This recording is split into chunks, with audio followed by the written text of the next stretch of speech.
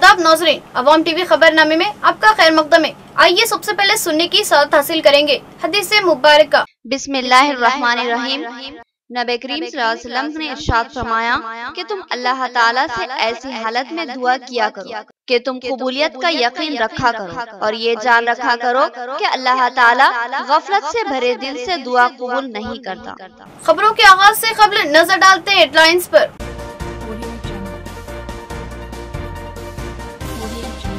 निजामाबाद के मदरसे में फंसे रियासत बिहार के 20 तलबा की वापसी की रामवार। जुनैद एडवोकेट ने कामयाब मसाई की। अवाम टीवी की रिपोर्ट ने अपना असर दिखाया।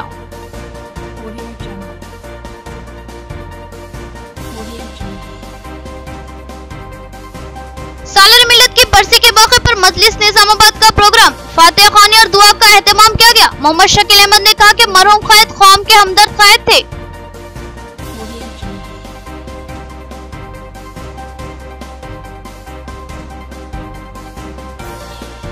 पैदल चलते हुए महाराष्ट्र से निजामाबाद सैकड़ों अफराद की आमद। सालूरा चेक पोस्ट पर बोधन के रिपोर्टर्स ने खाने का नज्म किया। कहा कि इन मजदूरों की हालत इंतहाई अफसोसनाक है।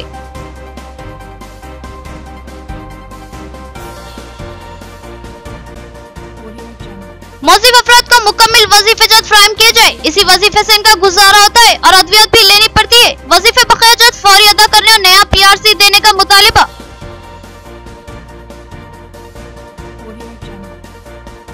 अब खबरें तफसील से। सालार मिल्लत अलहाज सुल्तान सलाहुद्दीन अवैसी की बरसी के मौके पर निजामाबाद में फातिहा ख्वानी और दुआ का खुसूसी एहतमाम। सदर सिटी मजलिस मोहम्मद शकील अहमद ने सालार मिल्लत मरहूम की खिदमत को नाकाबिले फरामोश करार दिया और कहा कि सालार मिल्लत ने नाजुक मौके पर मिल्लत की क़यादत के फराइज अंजाम दिए। सालार मिल्लत सुल्तान सलाहुद्दीन अवैसी की बरसी के मौके पर निजामाबाद मजलिस की जानिब से मरहूम कायद को जबरदस्त खराज अकीदत पेश की गई।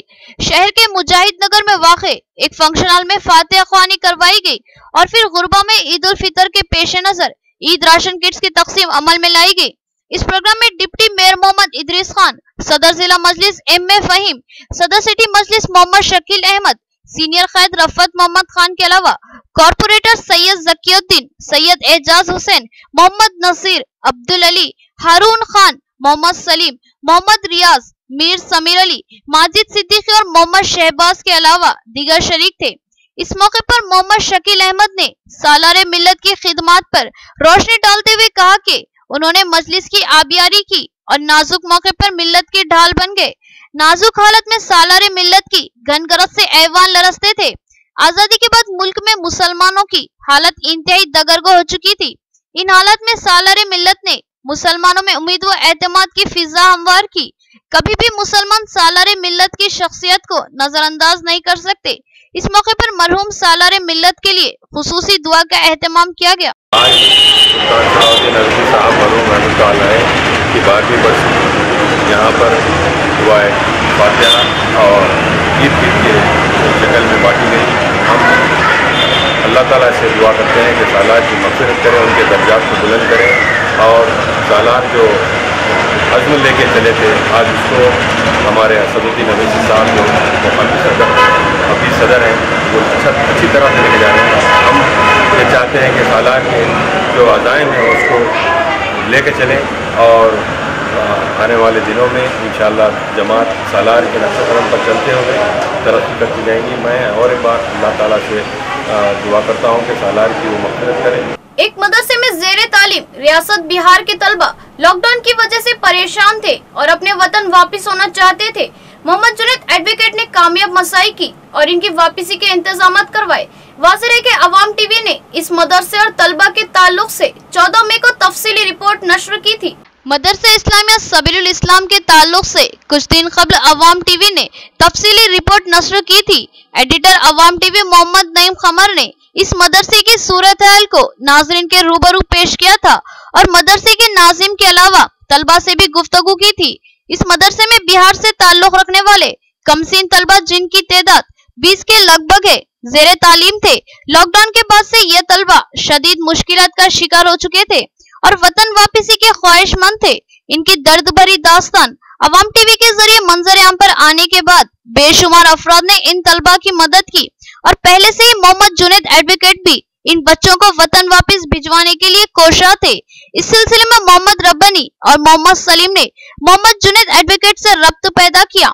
मोहम्मद जुनैद एडवोकेट ने संजीदा मसाइल शुरू की और कोविड-19 टीम से रब्त पैदा किया, जिसके मारूफ समाजी कारकुन सनाउल्लाह खान, नौजवान मजलिसी कायदीन शहजाद मिर्जा और अरफा आगे आए और फिर इन नौजवान कायदीन ने इन तलबा को वापस भिजवाने के लिए टिकट और अखराजात का इंतजाम किया। इन कायदीन ने बताया कि इन तलबा को जल्दी यहाँ से रवाना कर दिया जाएगा। उन्होंने आरटीओ निजामाबाद से अपील की कि वो तलबा को वापस जाने की इजाजत दे। इम्कान है कि जल्दी बिहार से ताल्लुक रखने वाले ये तलबा अपने वतन को वापस होंगे। मदरसा इंतजामिया और मकामी अफराद के अलावा मदरसे के तलबा ने मोहम्मद जुनैद एडवोकेट से दिल इज़हार तशक्कुर किया। और ये लोग बिहार अरारिया में रहते हैं और लॉकडाउन की वजह से अपने घर जा नहीं पा रहे थे, तो काफ़ी मशक्क़त के बाद अल्हम्दुलिल्लाह टीम कोविड-19 आगे आई इस काम का अंजाम देने के लिए। और ये सारे बच्चों के अल्हम्दुलिल्लाह आज टिकट कंफर्म हुए 7 जून के। और आरडीओ साहब से भी हम ये गुजारिश करते हैं कि इनको जल्द से जल्द जाने का परमिशन दे दीजिए। और हम आप सबका और जो है ना मदरसा के ज़िम्मेदारों का हम जो है ना आप लोगों को रेस्पेक्ट से जो है ना हम ये चाह रहे हैं कि ये बच्चे खैर खूबी से अपने घर पहुँच जाए। अब हमारे जो है ना मेरी जुनैद भाई की जो है ना डिस्कशन हुई थी इस ताल्लुक़ से, और जुनैद भाई के पास महल्ले के ज़िम्मेदार रब्बानी भाई वगैरह और जो है ना सलीम साहब और दीगर जो सीनियर सिटीजन्स है, उन्होंने जो है ना ये मुतालबा किया था कि जो है ये मदरसे की जो खस्ता हालत थी और बच्चों जो स्टूडेंट है student of Islamic studies lockdown की वजह से यहाँ पे स्ट्रैंडेड हो गए थे, यहाँ पे फंस गए थे और इनके जाने का इंतज़ाम के वास्ते जो है ना बहुत सारी परेशानियाँ आ रही थी। हमारा काफ़ी टाइम से जो है ना इस ताल्लुक़ से डिस्कशन भी चला। डिस्कशन चलने के बाद क्योंकि जो है ना कोई ट्रांसपोर्टेशन अवेलेबल नहीं रहने की वजह से हम वहाँ पे उनको भिजा नहीं पा रहे थे। फ़ौरन मई 17 के बाद जैसे ही ऑल इंडिया लेवल पे जो है ना ट्रांसपोर्टेशन का जैसे ही ओपन हुआ, इंटर स्टेट ट्रांसपोर्टेशन ओपन हो गया, हम एक्टिवली जो है ना उसके ऊपर डिसीजन लिए और हम शुक्रगुजार हैं हमारे जैसा कि आप जानते हैं हमारे जुनैद भाई जिन्होंने मदरसे के बच्चे जो यहाँ पर फंस गए थे उनके ताल्लुक से हमारी टीम कोविड-19 को बताया था, जिस पर हमारे साथी सनाउल्लाह खान साहब ने हमारी टीम से डिस्कशन करते हुए इन लोगों की माली मदद करते हुए इनके टिकट का इंतज़ाम कर इनको इनके मुकाम पर आबाई मुकाम पर पहुँचाने की जिम्मेदारी ली थी। अल्हम्दुलिल्लाह आज इनका टिकट बुक हो चुका है। इंशाल्लाह इनके टिकट के मुताबिक इंशाल्लाह वो अपने घर पहुँच जाएंगे। मैं आप जुनैद भाई और जो भी महल्ले के जिम्मेदार है उन्होंने हमको जो जिम्मेदारी दी इसका मैं शुक्रिया। नाज़रीन, इस सिलसिले में 14 मई को नश्र की गई अवाम टीवी की रिपोर्ट की झलक भी पेश की जा रही है, जिसने अहले खैर दर्दमंद अहबाब को इस सिमत मुतवज्जे किया है। तो ये आप जो खाने का जो नज्म होता है आपका किस तरह का से होता है? अच्छे से नहीं होता है। 2 महीने से टमाटर का चटनी खिला रहा है, सिर्फ टमाटर ही खिला रहा है, सिर्फ टमाटर खिला रहा है सिर्फ जी। और काम कराता है, चंदा कराता है, चंदा करा के चावल जमा करवा के और फिर बेचता है। और बेचते हैं, कुछ आइडिया है? नहीं, आइडिया नहीं। और काम कराता है। क्या काम करते हैं आप लोग? इधर से टीन ले जाके उधर पहुँचाना, उसके घर पे पहुँचाना, उधर से फिर इधर आना, फिर लकड़ी ले जाना, उसके घर के सामान जब खाली करता तो उधर ले जाने के लिए वो घर का सामान ले जाना, पूरे काम करवाता है हम लोग से। लकड़ी आनने भेजता। खुले अल्फाज में अगर ये कहा जाए तो कतई गलत ना होगा कि इन तलबा का यहाँ पर इस्तेसाल किया जा रहा है और इन तलबा की मजबूरी है कि वो लोग यहाँ से ताल्लुक़ रखने वाले नहीं है, सियासत से इनका कोई ताल्लुक़ नहीं है। ये बिहार के आए हुए मजबूर बेबस तलबा है, यहाँ पर बिल्कुल परेशानियों का शिकार हो चुके हैं, बिल्कुल फंसे हुए हैं यहाँ पर। बहरहाल ये सनसनीखेज सूरत हाल है, इंतहाई जो यहाँ पर दगरगुं हालात है। बिल्कुल मासूम कमसिन बच्चे हैं जो 8 साल 10 साल के 12 साल के दरमियान के बड़े लड़के हैं, इन लोगों का खुला इस्तेसाल हो रहा है। पर इन पर जुल्म और जबर के पहाड़ तोड़े जा रहे हैं, तो ये बहुत ही खतरनाक सूरत हाल है। हम इस यहाँ के नाजिम से मिलेंगे और उनसे भी बात करेंगे और उनसे पूछेंगे कि उनके पास ऐसी कौन सी सनद है जिसकी बुनियाद पर मदरसा चलाया जा रहा है। महाराष्ट्र से कड़क चिलचिलाती धूप में सामान का बोझ उठाए सैकड़ों लोग पैदल चलते हुए तेलंगाना को वापस हो रहे हैं। इनमें ख्वातीन और बच्चे भी शामिल है। बोधन के इलेक्ट्रॉनिक मीडिया के जर्नलिस्टों ने इनके लिए खाने का इंतजाम किया। महाराष्ट्र से सैकड़ों की तादाद में लोग तेलंगाना में आ रहे हैं।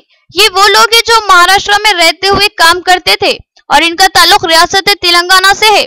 महाराष्ट्र में लॉकडाउन के दरमियान बेशुमार मुश्किलात का सामना करने के बाद ये लोग अपने वतन को वापस हो रहे हैं। ये लोग भूखे प्यासे पैदल चिलचिलाती धूप में अपने बीवी बच्चों के साथ सफर कर रहे हैं। इनकी मुश्किलात का अंदाजा करना मुश्किल है। कमसिन बच्चों और ख्वातीन के हमरा कड़क धूप में और ऊपर से सामान का बोझ, वाकई ये सफर इंतहाई दिक्कत का है, मगर वतन को वापसी भी इनकी मजबूरी है। सूरत हाल को देखते हुए बोधन के इलेक्ट्रॉनिक मीडिया से ताल्लुक रखने वाले जर्नलिस्टों ने इनके लिए खाने का इंतजाम किया। जर्नलिस्टों ने सालूरा चेक पोस्ट के करीब इन मुसाफिरीन के अलावा पुलिस और रेवेन्यू के मुलाजिमीन के लिए करीब 300 आदमियों के खाने का नज्म किया। जर्नलिस्ट यूनियन के कायदीन ने कहा कि सूरत हाल इंतहाई खराब है। तेलंगाना के मुख्तलिफ इलाकों से ताल्लुक रखने वाले बेशुमार लोग इंतहाई बेसरू सामानी के आलम में सफर कर रहे हैं। इन हालात को बयान करना मुश्किल है। पैदल चलते हुए इनके पैरों में छाले पड़ रहे हैं। कड़क धूप में ये लोग भूखे प्यासे सफर कर रहे हैं। इनकी मदद इंतहाई लाजमी है। ईद उल फितर के पेश नजर बोधन के वार्ड नंबर 23 में मुकामी काउंसलर मीर नजीर अली की जानिब से 600 ईद किट्स की तकसीम। उन्होंने बताया कि ईद किट जुमला 10 अशिया पर मुश्तमिल है, जिनमें दूध, सेवैयां और मगजिया शामिल है। बोधन के वार्ड नंबर 23 के हरकियाती काउंसलर मीर नजीर अली रियासत में लॉकडाउन के नफाज के बाद से सरगर्म है। उन्होंने अवाम में राशन किट्स की तकसीम अमल में लाई और साथ ही तरकारी की तकसीम का भी वो एहतमाम करते रहे। रमजान अल मुबारक में उन्होंने कई बार इफ्तारी की भी तकसीम अमल में लाई। इनकी खिदमत मुसलसिल जारी है, जिसमें इनको वार्ड नंबर 23 के नौजवानों का जबरदस्त ताउन हासिल है। इस बार ईद उल फितर के पेश नजर मीर नजीर अली, जो बोधन में डब्बू भाई के नाम से मारूफ है, उन्होंने ईद किट्स का एहतमाम किया। इस ईद किट में जुमला 10 अशिया शामिल है, जिनमें दूध, सेवैयां, घी और दीगर मगजिया शामिल है। मीर नजीर अली ने जुमला 600 किट्स तैयार करवाए और इनकी बड़े पैमाने पर तकसीम अमल में लाई जा रही है। उन्होंने कहा कि ये अल्लाह की मदद व हिमायत थी कि उन्होंने अवाम की मुमकिना खिदमत अंजाम दी है। वो इस पर अल्लाह का शुक्र अदा करते हैं और वार्ड नंबर 23 के नौजवान हमेशा इनके ताउन में सरगर्म रहे, जिन पर वो इन नौजवानों से भी इजहार तशक्कुर करते हैं। उन्होंने इस अज़्म का इजहार किया कि आगे भी इनकी खिदमत जारी रहेगी। लॉकडाउन के मौके पे अल्हम्दुलिल्लाह वार्ड नंबर 23 में फ्रूट्स रहने दीजिए, तरकारी रहने दीजिए, खाने का इंतजाम रहने दीजिए, हर चीज़ अल्हम्दुलिल्लाह भरपूर की गई है, जिसमें से 63 कुंटल चावल लॉकडाउन में बांटा गया, 10 बार 700 पैकेट तरकारी के तकसीम किए गए, 10 बार जो इफ्तारी तकसीम की गई है 800 फैमिलीज को खाने का नज़्म किया गया है। और ईद के मौके पे एक किट बना के जिसमें 10 आइटम है, जिसमें सेमिया, दूध, पूरे मगजियात आइटम के साथ एक 600 फैमिलीज को जो डिस्ट्रीब्यूट किया जा रहा है। मैं अल्लाह ताला का शुक्र अदा करता हूँ कि अल्लाह ताला इस मौका में से ये काम लिया है और मैं वार्ड नंबर 23 के सारे नौजवानों की तहे दिल से शुक्रगुजार। ऑरेंज ज़ेरॉक्स के मालिक मोहम्मद अब्दुल रऊफ ने अपने मुलाजिमीन और दीगर अफराद में सैनिटाइजर और मास्क तकसीम किए। उन्होंने कहा कि कोरोना वायरस के खतरात मौजूद है, लिहाजा एहतियात लाजमी है। उन्होंने मास्क लगाए रखने की अपील की। ऑरेंज ज़ेरॉक्स के मालिक मोहम्मद अब्दुल रऊफ ने अपने मुलाजिमीन और ज़ेरॉक्स सेंटर से रुजू होने वाले अफराद में सैनिटाइजर्स और मास्कों की तकसीम की। उन्होंने कहा कि कोरोना वायरस जैसे हौलनाक खतरात की मौजूदगी में मास्क लगाना इंतहाई जरूरी है। साथ ही हाथों को बार बार साफ करते रहना भी इंतहाई लाजमी है। उन्होंने कहा कि लॉकडाउन नाफिज किया गया है ताकि हम किसी किस्म के खतरात से दो चार ना हो, लिहाजा जरूरी है कि हम मुमकिन तौर पर लॉकडाउन की पाबंदी करें और बाहर निकले तो सोशल डिस्टेंस पर सख्ती से अमलावरी करें। मोहम्मद अब्दुल रऊफ ने कहा कि लाजमी है कि हुकूमत और जिले हुक्काम के अहकामात की सख्ती से पाबंदी करे और इस कोरोना वायरस को शिकस्त देने में इनका ताउन करे। उन्होंने कहा कि इस वायरस ने दुनिया में दहशत मचा रखी है और हमारे मुल्क में भी इसकी तबाही का सिलसिला जारी है। हजारों लोग इस वायरस का शिकार हो चुके हैं और चूंकि ये मुताद्दी वबा है, लिहाजा इससे बचने के लिए फासला रखना लाजमी है। उन्होंने एक बार फिर मास्क लगाने और सोशल डिस्टेंस की पाबंदी करने की अपील की। नाज़रीन, अब लेते हैं एक छोटा सा वक्फा।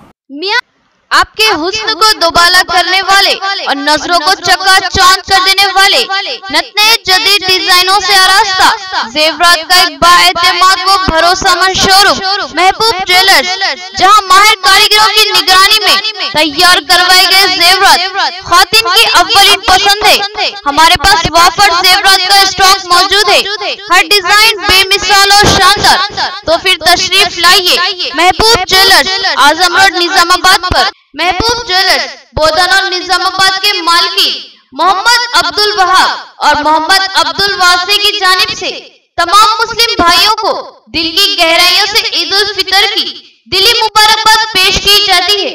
बेहतरीन इलाज के लिए जिले का सबसे मुनफरिद मरकज आशीर्वाद हॉस्पिटल। जी हाँ, आशीर्वाद हॉस्पिटल, जहां पर तजुर्बेकार व माहिर डॉक्टर हमावक्त खिदमत पर मौजूद रहते हैं। सीना बिलखुसूस फेफड़ों के आरजे में मुब्तला मरीजों के लिए खुशखबरी, टीबी, अस्थमा और सीओपीडी के अलावा दीगर अमराज में मुब्तला परेशान लोगों के लिए doctor Syed Umar Ahmed MBBS MD pulmonary medicine के माहिर डॉक्टर की यहाँ खिदमत हासिल है। डॉक्टर सैयद उमर अहमद जिले के चंद डॉक्टर्स में शुमार किए जाते हैं। इनसे रक्त पैदा करते हुए इलाज करवाया जा सकता है। इसके अलावा डॉक्टर प्रशांत कर्दोकर MG नजर सर्जन और खवातीन के अमराज की माहिर डॉक्टर अरुणा कर्दोकर MBBS DGO की खिदमत से इस्तेफादा किया जा सकता है।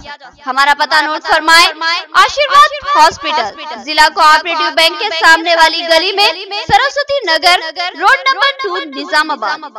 सेल फोन नंबर 9515511633 और 8801029215 या फिर लैंडलाइन नंबर 08462252322 और 220322 पर रक्त पैदा करें। एक और खुशखबरी, आशीर्वाद हॉस्पिटल में पल्स और पिस्तौला का शर्तिया इलाज मौजूद है। जिले निजामाबाद में पहली बार पेट और इजाबत से मुताल्लिक जुमला अमराज के शर्तिया इलाज के लिए फौरी रब्त पैदा करें। खुसूसी बात यह है कि आशीर्वाद हॉस्पिटल में लेजर के जरिए इलाज किया जाता है। खमर कैटरिंग, जो बहुत ही मुख्तसर से अरसे में बेपनाह मकबूलियत और एतमाद हासिल कर चुकी है, 50 अफराद से लेकर 5000 अफराद तक की दावत का शान शाह एहतमाम किया जाता है। हम अक़साम के पकवान बनाने वाले माहिर बर्तियों की खिदमत हासिल है। खूबसूरत व आरास्ता डाइनिंग टेबल्स पर पुरतकल्लुफ जायकेदार खाने ऐसे के आपका दिल झूम उठे और आप बेसाख्ता कहने लगे कि जायकेदार खाने बस खमर कैटरिंग के। तो फिर अपनी तकरीबात की मुकम्मल जिम्मेदारी मैं फंक्शन हॉल की बुकिंग, डेकोरेशन, वेटर्स और तमाम जिम्मेदारियों से आप बिल्कुल बेफिक्र होकर अपनी खुशियों को दोबाला कर सकते हैं। तो फिर हासिल कीजिए खमर कैटरिंग की बाएतमाद खिदमत। डायल कीजिए सेल फोन नंबर 8074699279 या 8099897774 और रब पैदा करे प्रोपराइटर अब्दुल वासिर से। याद रखिए, जायकेदार और म्यारी खानों के लिए सिर्फ और सिर्फ खमर कैटरिंग। वक्फे के बाद फिर से आपका इस्तकबाल है। नंदीपेट में अधूरा तामीर शुदा महिला भवन तनाज़े का सबब बन गया। ओहदेदारों ने इस महिला भवन को इस्तेमाल के लिए आशा वर्कर्स के हवाले किया, जिस पर ख्वातीन ने शदीद बरहमी का इजहार किया और कहा कि इस महिला भवन की मुकम्मल तामीर के बजाय उसको आशा वर्कर्स के हवाले करना अफसोसनाक बात है। नंदीपेट मुस्तखर पर महिला भवन को लेकर एक नया तनाज़ा पैदा हो गया। इस भवन को लेकर ख्वातीन ने अपनी शदीद बरहमी का इजहार किया। इस अराजी को महिला भवन के लिए मुख्तस किया गया और इस पर एक इमारत तामीर की गई और बैतुल खला व हमाम भी तामीर किए गए, लेकिन तामीरी काम को अधूरा छोड़ दिया गया। ख्वातीन ने बताया कि इस सिलसिले में MLA के अलावा आला ओहदेदारान व सरपंच ने वाज़ेह तयक़ुन दिया था कि जल्द ही इस इमारत को तमाम सहूलतों से आरास्ता किया जाएगा और उसको नंबर भी अलर्ट किया जाएगा, मगर अचानक ही इस महिला भवन की इमारत को आशा वर्कर्स के हवाले कर दिया गया, जिस पर ख्वातीन ने शदीद बरहमी का इजहार किया और सवाल किया कि इस महिला भवन की इमारत को आशा वर्कर्स के हवाले कैसे किया जा सकता है। ख्वातीन ने मुतालिबा किया कि फौरी इस भवन को खाली करवाया जाए और ख्वातीन के हवाले कर दिया जाए। इस सिलसिले में ELKP APM मानिक्यम ने बताया कि ये इमारत महिला भवन की है और महिला भवन के लिए ही मुख्तस रहेगी। उन्होंने कहा कि इमारत खाली थी, लिहाजा उसको आर्जी तौर पर इस्तेमाल करने के लिए आशा वर्कर्स को दिया गया है। ख्वातीन ने इस बात को मानने से इनकार कर दिया और कहा कि फौरी इस इमारत को खाली करके ख्वातीन के हवाले किया जाए। माबाकी तामीर ख्वातीन अपने अखराजात से अदा करेगी।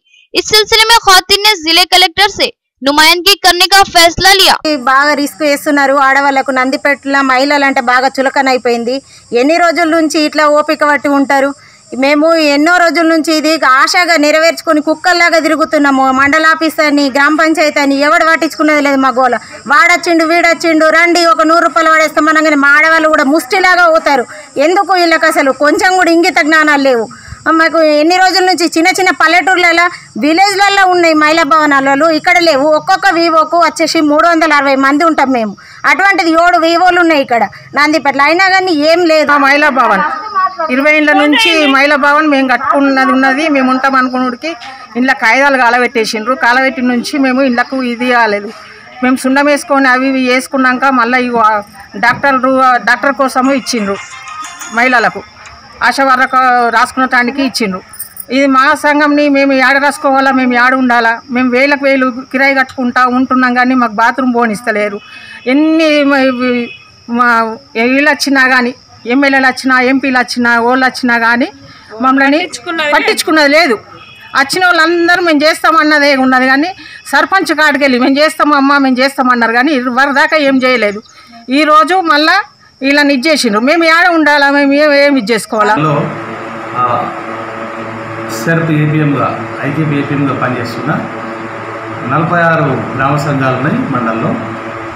సో మండల హెడ్ క్వార్టర్లో బిల్డింగ్ల సమస్య ఉంది. సో పూర్వం మరి మండల సమాఖ్యకు సంబంధించి శిథిలావస్థలో ఒక బిల్డింగ్ ఉంది, అది వీళ్ళు వాడతలేరు, ఖాళీగా ఉంటుంది. సో ఆశా వర్కర్లు మధ్యలో ఊరు మధ్యలో ఉండి కొంత వాడుకుంటామంటే ఎండి వారు అడిగినప్పుడు సరే ఖాళీ ఉండే బదులు మాది నెలకి దాదాపు मौजिफ सरकारी मुलाजिमीन का धरना और मुकम्मिल वजीफे जारी करने का रियासती हुकूमत से मुतालिबा। उन मुलाजिमीन ने बताया कि मार्च और अप्रैल में इनके वजीफे को 50 और 25% तक काटा गया है, जिससे इनको बेशुमार मसाइल का सामना करना पड़ रहा है। Telangana all pensioners and retired persons association की जानिब से धरना मुनज़्ज़िम करते हुए रियासती हुकूमत से मुतालिबा किया गया कि इनके वजीफे जात को मुकम्मिल तौर पर जारी किया जाए और इसमें किसी किस्म की कटौती न की जाए। रिटायर्ड टीचर प्रसाद राव और दिगर ने बताया कि मार्च के महीने में इनके 50% वजीफे को कट कर लिया गया। इसी तरह अप्रैल में 25% वजीफा कट किया गया। वजीफे अब लोगों ने सूरत हाल को तशवीशनाक करार दिया और कहा कि इस तरह की कटौती से ये मौजिफ लोग मसाइल का शिकार हो रहे हैं। उन्होंने बताया कि इसी वजीफे से इनकी जिंदगी गुजरती है और तमाम अखराजात की तकमील होती है। इस वजीफे से इनकी अद्वियत के अखराजात भी अदा होते हैं और डॉक्टरों की फीस भी अदा की जाती है। वजीफों में भारी कटौती से इनको बेशुमार मसाइल का सामना करना पड़ रहा है। अखराजात के लिए पैसे बचा लो तो अद्वियत के लिए पैसे नहीं बच रहे हैं। रिटायर्ड मुलाजिमीन ने हुकूमत से मुतालिबा किया कि इनके मुकम्मिल वजीफे को जारी किया जाए और इनको नया पीआरसी और इनके बकिया जात को फौरी अदा किया जाए। रिटायर्ड टीचर ने रिटायरमेंट తర్వాత చాలా హ్యాపీగా బతుకుదామనే కోరికతో జీవితాన్ని సాగిస్తూ ఉన్నాం. ఇటీవల కాలంలో పిఆర్సీ ఇస్తామన్నారు, పిఆర్సీ లేట్ అవుతుంది కాబట్టి ఐఆర్ ఇస్తామన్నారు. అవేమీ ఇవ్వకపోగా మార్చి నెలలో సగం పెన్షన్ ఇచ్చారు, ఏప్రిల్లో 3 వంతులే ఇచ్చారు. వచ్చే కాస్త పెన్షన్లో మందులకి డాక్టర్లకి వైద్య సేవలకి సరిపోతా ఉంది. రాష్ట్ర కేంద్ర ప్రభుత్వాలు అవలంబిస్తున్నటువంటి ఉద్యోగ పెన్షనర్ల వ్యతిరేక విధానాలకి నిరసనగా ఈరోజు all pensioners and retired persons association పక్షాన మేము నిరసనని తెలియజేస్తూ ఉన్నాం. ప్రధానంగా కరోనా నేపథ్యంలో మార్చి నెలలో 50%, ఏప్రిల్ నెలలో 25% పెన్షన్లో కోత విధించారు. అదేవిధంగా మే పెన్షన్లో కూడా కోత విధించాలని చెప్పేసి ట్రెజరీ అధికారులకు ఆదేశాలు జారీ చేసినట్టుగా తెలిసింది. ఇది చాలా దుర్మార్గం. పెన్షన్ మీదనే దేశము మొత్తం ఎదుర్కొన్నటువంటి కోవిడ్-19లో భాగంగా ఈ శాలరీస్ లో కూడా హాఫ్ కటింగ్, 3/4 కటింగ్, 1/4 కటింగ్ ఇవన్నీ చేసినా కూడా మేము దేశానికి ఏదో చేద్దామనే ఉద్దేశంతో చేస్తున్నాం. కానీ దీన్ని ఇంకా కంటిన్యూ చేయటం కానీ ఇలా రిటైర్డ్ వాళ్ళ యొక్క అవసరాలను కనుక్కొని గుర్తించాల్సిందిగా ప్రభుత్వాన్ని కోరుతున్నాము.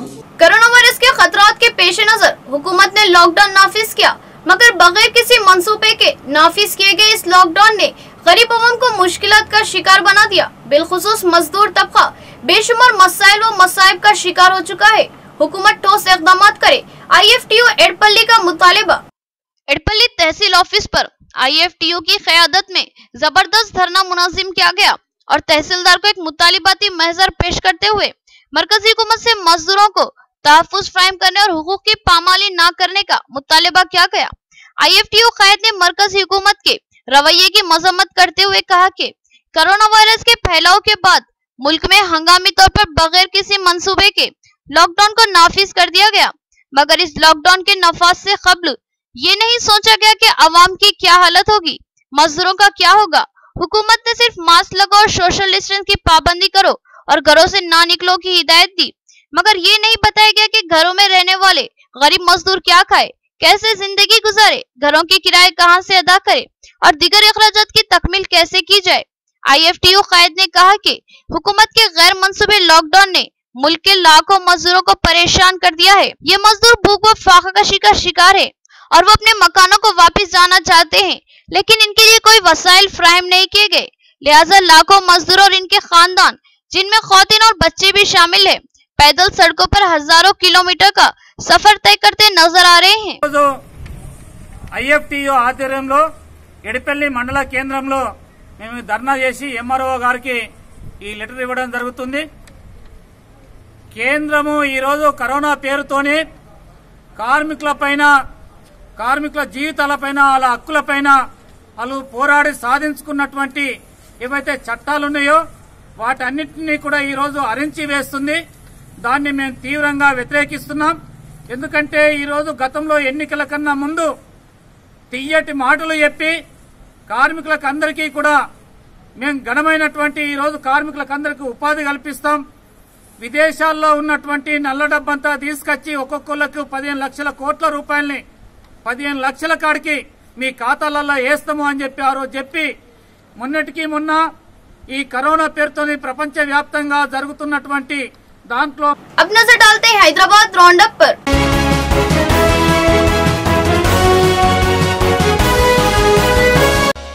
लॉकडाउन के नफाज के बाद अवाम बेशुमार मुश्किलात का शिकार। इस नाजुक मौके पर अवाम की मदद के लिए कोई भी सियासी जमात आगे नहीं आई, हत्ता के बुलंदबांग दावे करने वाली RSS भी खामोश तमाशाई बनी हुई है। अवाम की इस नाजुक मौके पर सिर्फ कांग्रेस ने खिदमत की है। मोहम्मद अली शब्बीर का बयान। साबिक रियासती वजीर मोहम्मद अली शब्बीर ने हैदराबाद के कांग्रेसी कायद मतीन शरीफ की सताइश की और कहा कि मतीन शरीफ गुज़िश्ता 60 दिन से बेलौस अवामी खिदमत अंजाम देते आ रहे हैं।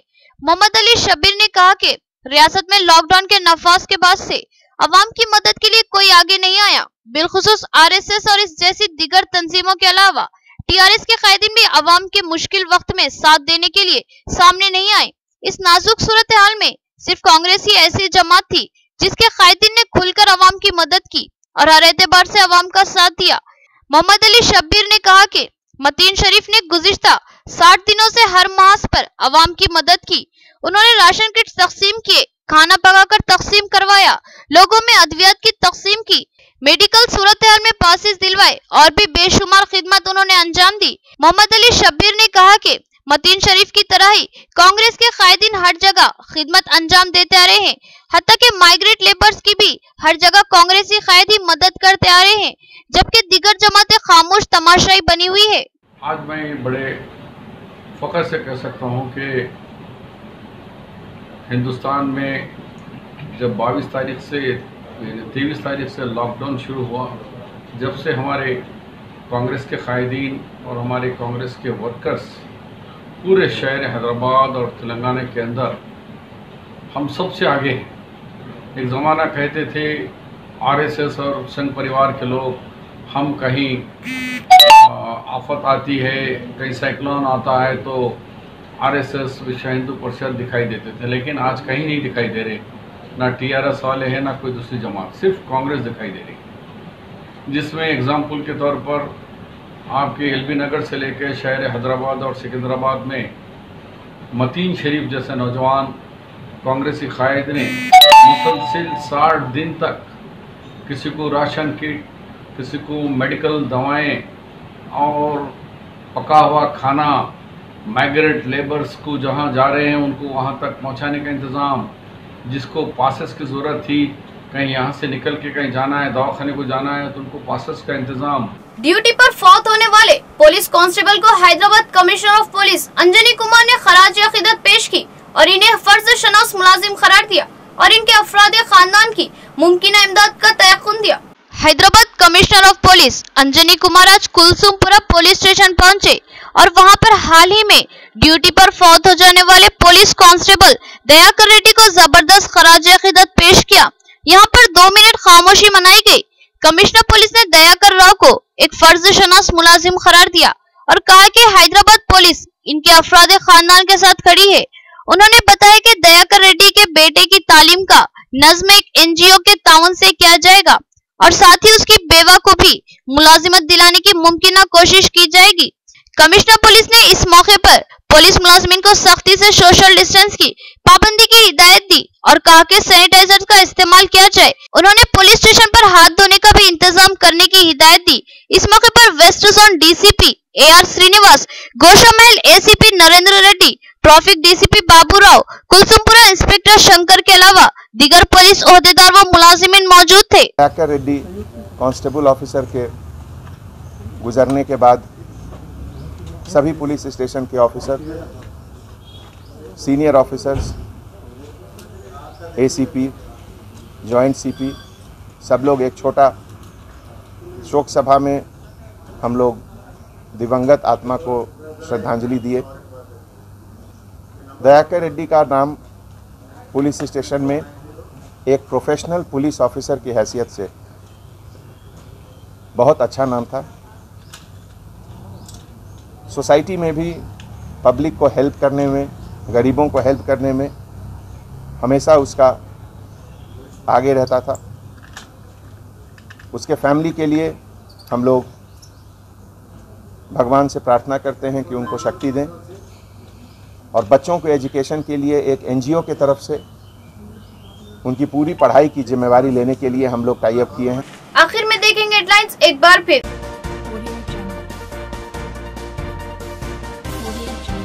निजामाबाद के मदरसे में फंसे रियासत बिहार के 20 तलबा की वापसी की रामवार, जुनैद अब्डेकेट ने कामयाब मसाई की। अवाम टीवी की रिपोर्ट ने अपना असर दिखाया।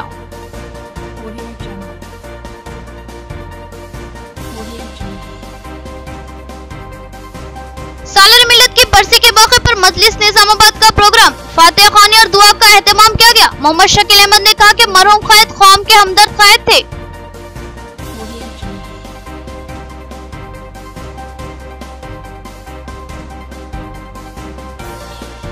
पैदल चलते हुए महाराष्ट्र से निजामाबाद सैकड़ों अफराद की आमद। सालूरा चेक पोस्ट पर बोधन के रिपोर्टर्स ने खाने का नज़्म किया। कहा कि इन मजदूरों की हालत इंतहाई अफसोसनाक है।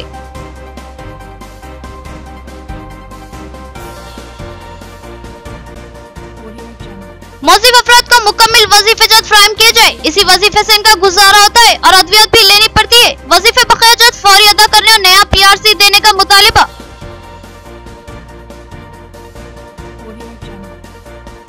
खबरें इतनी ही, नई खबरों के साथ फिर मुलाकात करेंगे। तब तक के लिए दे इजाजत। अल्लाह हाफिज।